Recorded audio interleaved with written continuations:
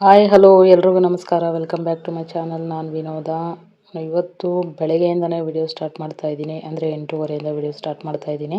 ಈಚೆ ಕಡೆ ಎಲ್ಲ ಗೇಟ್ಗೆಲ್ಲ ನೀರು ಹಾಕಿ ಒರೆಸಿ ಎಲ್ಲ ಆದಮೇಲೆ ಅಷ್ಟೊತ್ತಿಗೆ ಮಕ್ಕಳು ಕೂಡ ಹೋದ್ರು. ನಮ್ಮ ಕಾವ್ಯ 8 ಗಂಟೆಗೆ ಹೋಗಿದ್ಲು, ನಮ್ಮ ಸಂಜು 9 ಗಂಟೆಗೆ ಹೋದ. ಅವನು ಹೋದ್ಮೇಲೆ ನಂದು ಕೂಡ ಈಚೆ ಎಲ್ಲ ಒರೆಸಿದೆಲ್ಲ ಆಗಿತ್ತು. ಗೇಟ್ ಎಲ್ಲ ಬೀಗ ಹಾಕೊಂಡು ಒಳಗಡೆ ಹೋಗ್ತೀನಿ. ಒಳಗಡೆಯಿಂದ ಎಲ್ಲ ಕ್ಲೀನ್ ಮಾಡ್ಕೊಂಡು ಗುಡಿಸ್ಕೊಂಡು ಒರೆಸ್ಕೊಂಡು ಬರೋಷ್ಟೊತ್ತಿಗೆ ಫುಲ್ಲು ಒಂದು 10:30 ಆಗೋಗ್ಬಿಡುತ್ತೆ. ಆಮೇಲೆ ಅಡುಗೆ ಮಾಡಕ್ಕೆ ಹೋಗ್ಬೇಕು. ಗೇಟ್ ಬೀಗ ಹಾಕೊಂಡು ಒಳಗೆ ಬಂದಮೇಲೆ ಒಂದ್ಸಲ ಮತ್ತೆ ಆಚೆಗೆ ಹೋಗಲ್ಲ. ಏನಾದರೂ ತರಬೇಕು ಅಂದ್ರೂ ಹೋಗಲ್ಲ. ಹಸ್ಬೆಂಡ್ಗೆ ಫೋನ್ ಮಾಡ್ತೀನಿ, ಅವರೇ ತಂದು ಕೊಡ್ತಾರೆ. ನಾನು ಆಚೆ ಹೋಗಲ್ಲ ಏನಕ್ಕೂ. ಅಂಗಡಿಗೆ ಹೋಗೋದು ಬೆಳಗ್ಗೆ ಟೈಮ್ ಹಾಲು ತರಕ್ಕೆ ಮಾತ್ರ ಹೋಗ್ತೀನಿ ಒಂದೊಂದು ಟೈಮ್ ಅಷ್ಟೇ. ಬಿಟ್ಟರೆ ಬೇರೆದಕ್ಕೆಲ್ಲ ಏನಕ್ಕೂ ಅಂಗಡಿಗೆ ಹೋಗಲ್ಲ. ಏನೇ ಬೇಕು ಅಂತಂದ್ರೂ ನಮ್ಮ ಮನೆಯವ್ರಿಗೆ ಫೋನ್ ಮಾಡಿಬಿಡ್ತೀನಿ. ಅವರು ಮಧ್ಯಾಹ್ನ ಆ ಕಡೆಯಿಂದ ಬರಬೇಕಾದ್ರೆ ತೊಗೊಂಬರ್ತಾರೆ. ಆಮೇಲೆ ನಾನು ಹೋದ್ರೂ ಅಷ್ಟೇ, ಹೋಗ್ಬಿಡ ಫೋನ್ ಮಾಡು ಅಂತಾರೆ ನಮ್ಮ ಮನೆಯವರು. ಒಂದೇ ಸಲ ತರಿಸಿಟ್ಕೊಂಬಿಡು, ಹಗ್ಲಗ್ಲ ಹಂಗೆಲ್ಲ ಹೋಗ್ಬಾರ್ದು ಅಂತ ಬೈತಾ ಇರ್ತಾರೆ ನಮ್ಮ ಮನೆಯವರು. ಹಂಗಾಗಿ ಏನಾದರೂ ಬೇಕಂದರೆ ನಾನು ತಂದ್ಕೊಡ್ತೀನಿ, ಫೋನ್ ಮಾಡು ಅಂತಾರೆ. ಅವರಿಗೆ ಫೋನ್ ಮಾಡ್ತೀನಿ ಅಷ್ಟೇ, ಮತ್ತು ಆಚೆಗೆ ಹೋಗಲ್ಲ. ಅನಿವಾರ್ಯ ಸಂದರ್ಭ ಬಂತು ಅಂದ್ರೇ ಹೋಗೋದು. ಅಪ್ಪಿತಪ್ಪಿ ಯಾರೂ ಇಲ್ಲ ಮನೆಗೆ ತರಲೇಬೇಕಾಗುತ್ತೆ, ಬೇಕೇ ಬೇಕಾಗುತ್ತೆ ಆ ವಸ್ತು ಅಂತ ಅಂದಾಗಲೂ ಅಷ್ಟೇ ನಾನು ಹೋಗೋದು. ಬೇರೆ ಟೈಮಲ್ಲೆಲ್ಲ ಹೋಗಲ್ಲ.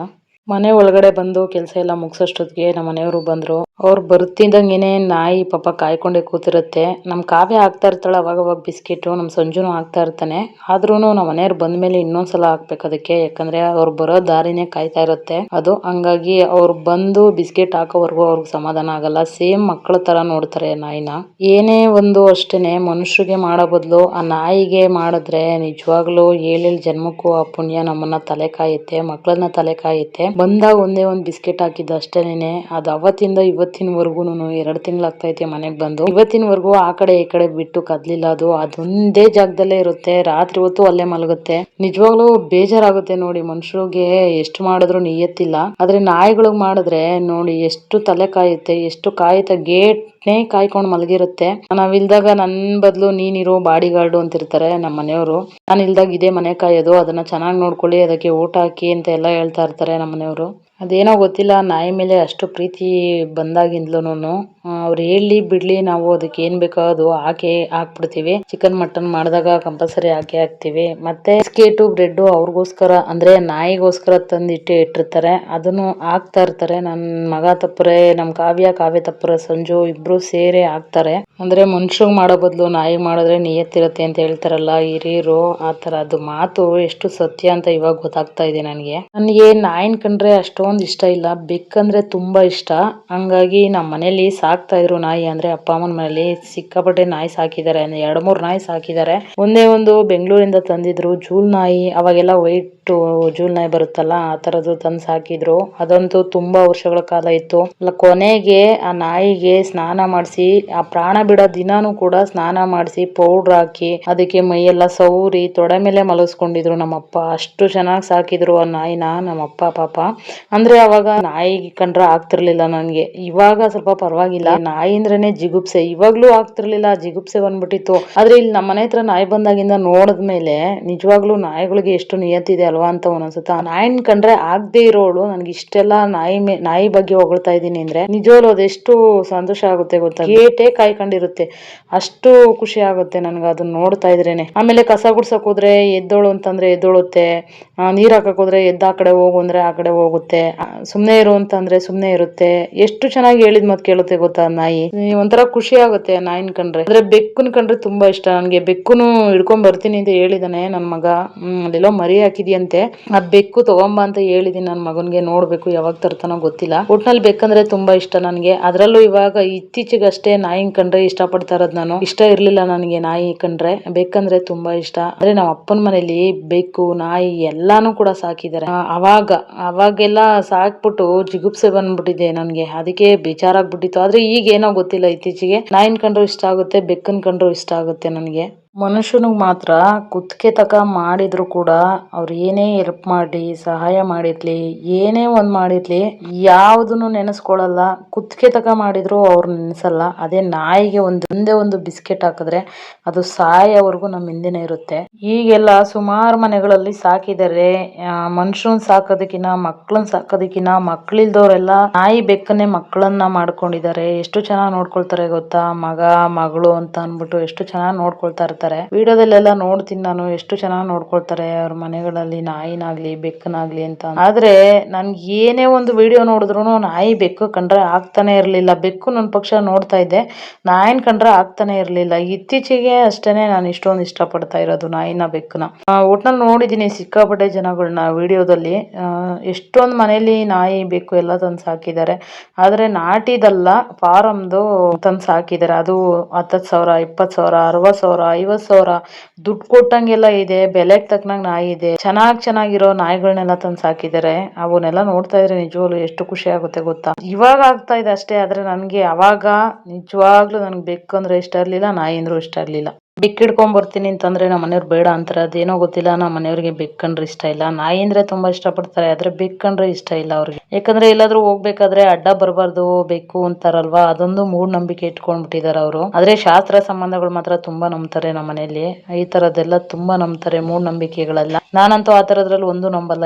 ಎಷ್ಟು ನಂಬಬೇಕೋ ಅಷ್ಟು ನಂಬ್ತೀನಿ. ಯಾವ್ದು ಬೇಕೋ ಅದನ್ನ ನಂಬ್ತೀನಿ, ಯಾವ್ದು ಬೇಡವೋ ಅದನ್ನ ಬಿಟ್ಟಾಕ್ತೀನಿ. ನಮ್ಮ ಮನೆಯವ್ರು ಹಂಗಲ್ಲ, ಎಲ್ಲಾನು ನಂಬ್ತಾರೆ. ಬೆಳಗಿರೋದೆಲ್ಲ ಆಲೆ ಅಂತ ತಿಳ್ಕೊಂಡು ಎಲ್ಲಾನು ನಂಬ ಹೋಗ್ತಾರೆ. ಆದ್ರೆ ನಾನ್ ಹಂಗಲ್ಲ. ಪ್ರಾಣಿಗಳು ಏನ್ ಮಾಡ್ತಾವ ಪಾಪ, ಈಗ ಎಲ್ಲಾದ್ರೂ ಹೋಗ್ತಿದ್ರೆ ಅಡ್ಡ ಬಂದೇ ಬರ್ತಾವಪ್ಪ. ಅವಾಗೇ ಬರ್ಬೇಕು ಅನ್ನೋದು ಅವಕ್ಕೇನ್ ಗೊತ್ತಿರುತ್ತಾ? ಕೆಲವೊಂದು ಏನು ಇರೋದೇ ಇಲ್ಲ, ಅವ್ರವ್ರೇ ಹುಟ್ಟಾಕೊಂಡು ಅರ್ಧ ಹೇಳ್ತಾ ಇರ್ತಾರೆ. ಆತರ ಮಾತುಗಳಿಗೆ ಏನು ಹೇಳಕ್ಕಾಗಲ್ಲ. ಈಗ ನಾಟಿ ಸ್ಟೈಲಲ್ಲಿ ಬಸ್ಸಾರು ಮಾಡ್ತಿದೀವಿ ನಾನು ನಮ್ಮ ಮನೆಯವರು ಇಬ್ರು ಸೇರ್ಕೊಂಡು. ನೋಡಿ ಬೇಯೋದಕ್ಕೆ ಇಡ್ತಾ ಇದ್ದಾರೆ. ಟೊಮೊಟೊ ಮತ್ತೆ ಬೇಳೆಕಾಳುಗಳು 3 ತರ ಹಾಕೊಂಡಿದೀವಿ. ಮತ್ತೆ ಅದಕ್ಕೇನೆ ಮೆಣಸಿನಕಾಯಿ ಹಾಕ್ತಾ ಇದ್ದಾರೆ. ನಮ್ಮ ಮನೆಯವ್ರ ಸ್ಟೈಲಲ್ಲಿ ಮಾಡ್ತಾ ಇರೋದು ಇದು. ನನ್ನ ಸ್ಟೈಲಲ್ಲಿ ಬೇರೆ ಮಾಡ್ತೀನಿ ನಾನು. ಇದು ನಾಟಿ ಸ್ಟೈಲ್ ಬಸ್ಸಾರ್ ಅಂತೆ ಹೇಳ್ಕೊಂಡು, ಇದೇ ತರ ಥಂಬ್ನೇಲ್ ಹಾಕು, ಇದೇ ತರ ಟೈಟಲ್ ಹಾಕು ಅಂತ ಹೇಳಿ ನನಗೆ ಹೇಳ್ಕೊಟ್ಕೊಂಡು ಅವರೇ ಮಾಡ್ತಾ ಇದಾರೆ ನೋಡಿ. ಒಟ್ನಲ್ಲಿ ಅಡುಗೆ ಮಾಡೋದ್ರಲ್ಲಿ ಎತ್ತಿದ ಕೈ ನಮ್ಮ ಮನೆಯವರು. ಅವಾಗೆಲ್ಲ ಚೆನ್ನಾಗಿ ದೊಡ್ಡದಾಗೆಲ್ಲ ಅಡುಗೆ ಮಾಡ್ತಾರೆ. ದೊಡ್ಡ ಕೈ ನಮ್ಮ ಮನೆಯವ್ರದ್ದು. ಅಂದ್ರೆ ಫಂಕ್ಷನ್ಗಳಲ್ಲೆಲ್ಲ ಮಾಡ್ತಾ ಇದ್ರು ಅವಾಗ. ಇತ್ತೀಚೆಗೆ ಡ್ಯೂಟಿಗೆ ಹೋಗಿ ಬರೋದೇ ಸಾಕಾಗುತ್ತೆ, ಮಾಡಕ್ಕಾಗಲ್ಲ ಇವಾಗ ಏನೂನು ಕೆಲಸ ಅಂತ ಅನ್ಕೊಂಡು ಎಲ್ಲೂ ಹೋಗೋದು ಇಲ್ಲ. ಯಾರ್ದಾದ್ರೂ ಮನೆಯಲ್ಲಿ ಫಂಕ್ಷನ್ ಆದ್ರೆ ಇವರೇ ಅಡುಗೆ ಮಾಡ್ತಿದ್ದವರು ಅವಾಗ, ಅಂದ್ರೆ ಅವ್ರ ರಿಲೇಷನ್ಗಳು ಮನೆಗಳಲ್ಲಿ. ಇವಾಗ ಸಾಕಾಗುತ್ತಂತೆ, ಆಗಲ್ಲ ಈಗ ಮಾಡಕ್ಕೆ ಅನ್ಬಿಟ್ಟು ಏನೊಂದಕ್ಕೂ ಅಷ್ಟೇ ಮುಂದಕ್ಕೆ ಹೋಗಲ್ಲ ಇವಾಗ ನಮ್ಮ ಮನೆಯವರು. ಆದ್ರೆ ಇವ್ರದ್ದು ಒಂದು ಕೆಲಸ ಏನಪ್ಪಾ ಮಾಡ್ತಾರೆ ಅಂತಂದ್ರೆ ಹುಣಸೆ ಹಣ್ಣು ಹಾಕೋದು ಜಾಸ್ತಿ. ಸಿಕ್ಕಾಪಟ್ಟೆ ಹುಣಸೆ ಹಣ್ಣಿನ ಪ್ರಿಯ ನಮ್ಮ ಮನೆಯವರು. ಒಂದು ಮುದ್ದೆ ಹುಣಸೆ ಹಣ್ಣು ಸಿಕ್ಲಿ ಸರಿಯಾಗಿ ಹಾಕ್ತಾರೆ ಹುಣಸೆ ಹಣ್ಣು. ಆದ್ರೆ ನಮಗೆ ಹುಳಿ ತಿನ್ನಕ್ಕಾಗಲ್ಲ. ನಮ್ಮ ಮನೇಲಿ ಯಾರು ತಿನ್ನಲ್ಲ, ಅವ್ರೊಬ್ರೆ ಅಷ್ಟೊಂದು ಹುಳಿ ತಿನ್ನೋದು. ಎಷ್ಟನ ಹುಳಿ ತಿನ್ಲಿ ಹಾಕಿರ್ಲಿ ತಿಂದ್ಬಿಟ್ಟು ಎದೊಳ್ತಾರೆ. ಏನು ಅನ್ಸದೇ ಇಲ್ಲ ಅವ್ರಿಗೆ. ನಮ್ಗಂತೂ ಆಗಲ್ಲ. ಸ್ವಲ್ಪ ಹುಳಿ ಮುಂದೆ ಇತ್ತು ಅಂದ್ರೂ ತಿನ್ನಕ್ಕೆ ಆಗಲ್ಲ. ನಾವು ಸಪ್ಪೆ ಮಾಡ್ಕೊಂಡು ತಿನ್ಬಿಡ್ತೀವಿ. ಬರೀ ಉಪ್ಪು ಹಾಕೊಂಡು ಖಾರ ಹಾಕೊಂಡು ತಿನ್ಬಿಡ್ತೀವಿ ಹೊರತು ಹುಳಿ ಮಾತ್ರ ಬಾಯಿಗೆ ಇಡಕ್ಕಾಗಲ್ಲ ನಮ್ಗೆ. ಆದ್ರೆ ಅವರು ಅದೇನ್ ಇಷ್ಟಪಡ್ತಾರೋ ಹುಳಿ, ಅದೊಂದೇ ಪ್ರಾಬ್ಲಮ್ ಅವ್ರ ಕಡೆಯಿಂದ. ಅದಕ್ಕೇನೆ ಅರ್ಧ ನಾನು ಅವ್ರನ್ನ ಅಡುಗೆ ಮಾಡಕ್ ಬಿಡಲ್ಲ ಒಂದೊಂದ್ಸಲ. ಅಂದ್ರೆ ಒಂದೊಂದ್ಸಲ ನಾನು ಬರ್ತೀನಿ ಹೆಲ್ಪ್ ಮಾಡ್ತೀನಿ ಅಂತ ಅನ್ಬಿಟ್ಟು ಹೆಲ್ಪ್ ಮಾಡ್ತಾ ಇರ್ತಾರೆ. ಇಲ್ಲಾಂದ್ರೆ ನನಗೆ ಲೇಟ್ ಆದಾಗ ಒಂದ್ ಸ್ವಲ್ಪ ಹಚ್ಕೊಡು ಅಂತ ಬಿಟ್ರೆ ಆ ಸಾಂಬಾರ್ನು ಕೂಡ ಅವರೇ ಮಾಡಿ ಇಟ್ಬಿಟ್ಟಿರ್ತಾರೆ. ಬೆಳ್ಳು ತೋರ್ಸಿದ್ರೆ ಹಸ್ತಾನೆ ನುಂಗ್ತಾರೆ. ಆ ತರ ಮಾಡ್ತಾರೆ ನಮ್ಮ ಮನೆಯವರು. ಆಮೇಲೆ ಸ್ವಲ್ಪ ಲೇಟು ಒಂದು ಕೆಲಸ ಮಾಡೋ ಹತ್ರ ನಾನು 10 ಕೆಲಸ ಮಾಡಿರ್ತೀನಿ. 10 ಕೆಲಸ ಮಾಡೋವರ್ಗು ಅವ್ರು ಒಂದೇ ಕೆಲಸ ಮಾಡ್ತಾ ಇರ್ತಾರೆ. ಅಷ್ಟು ಲೇಟ್ ಮಾಡ್ತಾರೆ. ಅದೊಂದು ಪ್ರಾಬ್ಲಮ್. ಅವೆರಡು ಪ್ರಾಬ್ಲಮ್ ನೋಡಿ ಇವ್ರದ್ದು. ಹಂಗಾಗಿ ನಾನು ಅವ್ರನ್ನ ಏನ್ಕೋ ಬಿಡೋದು ಇಲ್ಲ. ಎಲ್ಲಾದ್ರೂ ಹೊರಗಡೆ ಹೋಗ್ತೀವಿ ಅಂದ್ರೂ ಕೂಡ ಲೇಟು ಸಿಕ್ಕಾಬಡೆ ಲೇಟ್ ಮಾಡ್ತಾರೆ. ಎಲ್ಲದ್ರಲ್ಲೂ ಲೇಟು.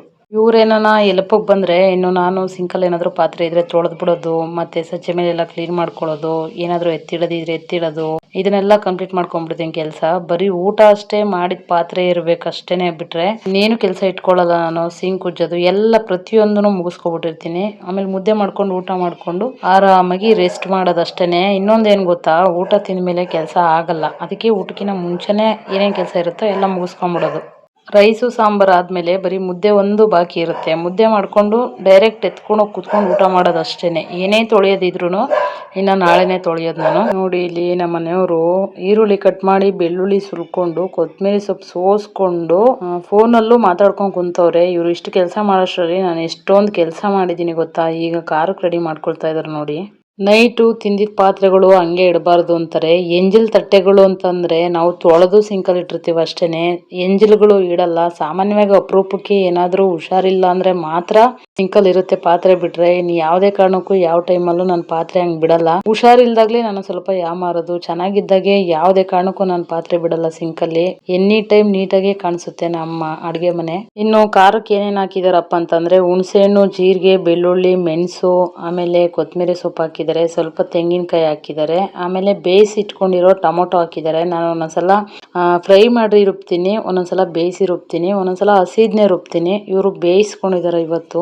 ಬಸ್ಸಾರು ಮಾಡೋದಕ್ಕೆ ಕೆಲವೊಬ್ರು ಪುಡಿನ ಯೂಸ್ ಮಾಡ್ತಾರೆ. ನಾವು ಯಾವುದೇ ಕಾರಣಕ್ಕೂ ಪುಡಿ ಯೂಸ್ ಮಾಡಲ್ಲ. ಬರೀ ಇಷ್ಟೇ ಐಟಮೇ ರುಬ್ಬಿ ಅದ್ರ ಜೊತೆಗೆ ಒಂದ್ ಸ್ವಲ್ಪ ಕಾಳು ರುಬ್ತೀವಿ ಅಷ್ಟೇನೆ, ಬಿಟ್ರೆ ಇನ್ನೇನು ರುಬ್ಬಲ್ಲ ಇದಕ್ಕೆ. ಈ ತರ ಬಸ್ಸಾರು ನಮ್ಗೆ ಇಷ್ಟ ಆಗುತ್ತೆ.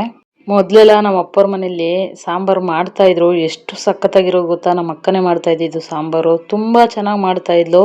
ಅಂದ್ರೆ ಅವಾಗ ಒಲೆ ಮೇಲೆ ಮಾಡ್ತಾ ಇದ್ದಿದ್ದು, ಮಡಕೆಲ್ ಮಾಡ್ತಾ ಇದ್ದಿದ್ದು. ಆಮೇಲೆ ಖಾರ ಏನಾದ್ರು ಹರ್ಕೊಳ್ಬೇಕು ಅಂದಿದ್ರೆ ಹಸಿ ಕಲ್ ಮೇಲೆ ಅರಿತಾ ಇದ್ದಿದ್ದು.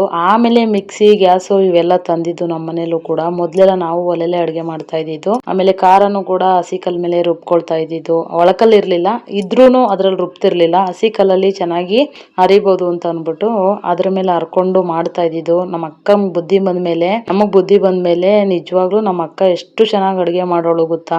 ಅಕ್ಕ ತಂಗಿಂತ ಏನಿಲ್ಲ ಇದ್ರಲ್ಲಿ. ನಾನು ಸೆಕೆಂಡು, ಅವಳು ಫಸ್ಟು. ನಾವಿಬ್ರು ಟ್ವಿನ್ಸು. ಹಂಗಾಗಿ ದೊಡ್ಡವರು ಚಿಕ್ಕವರು ಅನ್ನೋದೇನು ಬರಲ್ಲ. ಅವಳು ಸ್ವಲ್ಪ ಅಂದ್ರೆ ಮುಂಚೆ ಹುಟ್ಟಿದವಳಲ್ವಾ, ಹಂಗಾಗಿ ದೊಡ್ಡವಳು ಅನ್ನೋ ಲೆಕ್ಕದಲ್ಲಿ ಬರುತ್ತೆ ಅಷ್ಟೇನೆ. ಅಷ್ಟೊಂದು ರುಚಿಯಾಗಿರ್ತಿತ್ತು ಸಾಂಬಾರು, ಅಷ್ಟೇ ಚೆನ್ನಾಗಿ ಮಾಡ್ತಾ ಇದ್ಲು. ಆದ್ರೆ ಅವಳ ಕೈ ರುಚಿ ತಿನ್ನಕ್ಕೆ ಇವಾಗ ಅವಳಿಲ್ಲ, ನೆನ್ಸ್ಕೊಬೇಕಷ್ಟೇನೇನೆ. ಒಂದೊಂದ್ಸಲ ತುಂಬಾ ನೆನಪಾಗ್ತಾ ಇರ್ತಾಳೆ. ಆದ್ರೆ ಏನ್ ಮಾಡೋದು, ಹಣೆ ಬರಹ ವಿಧಿ ಬರಹ ಅಂತಾರಲ್ಲ, ಹಂಗೆ ನಮ್ಮನ್ನೆಲ್ಲ ಬಿಟ್ಟು ಇಲ್ಲ ಅವಳು. ದೇವ್ರು ಕರ್ಕೊಂಬಿಟ್ಟ. ಇಷ್ಟು ಬೇಗ ಕರ್ಕೊಂಬಾರ್ದಾಗಿತ್ತು ಅವಳನ್ನ. ಇನ್ನೂ ಬಾಳಿ ಬದುಕೋ ಮಗಳು, ನಮ್ ಜೊತೆ ಎಲ್ಲ ಇರ್ಬೇಕಿತ್ತು ಅವಳು. ಇದಾಗಿತ್ತು ಫ್ರೆಂಡ್ಸ್ ಇವತ್ತಿನ ವಿಡಿಯೋ. ಇಷ್ಟ ಆದ್ರೆ ಲೈಕ್, ಶೇರ್, ಕಮೆಂಟ್, ಸಬ್ಸ್ಕ್ರೈಬ್ ಮಾಡೋದನ್ನ ಮರಿಬೇಡಿ ಅಂತ ಹೇಳ್ತಾ ಮತ್ತೆ ಸಿಗೋಣ ಇನ್ನೊಂದು ವಿಡಿಯೋದಲ್ಲಿ. ಬಾಯ್, ಟೇಕ್ ಕೇರ್, ನಮಸ್ತೆ.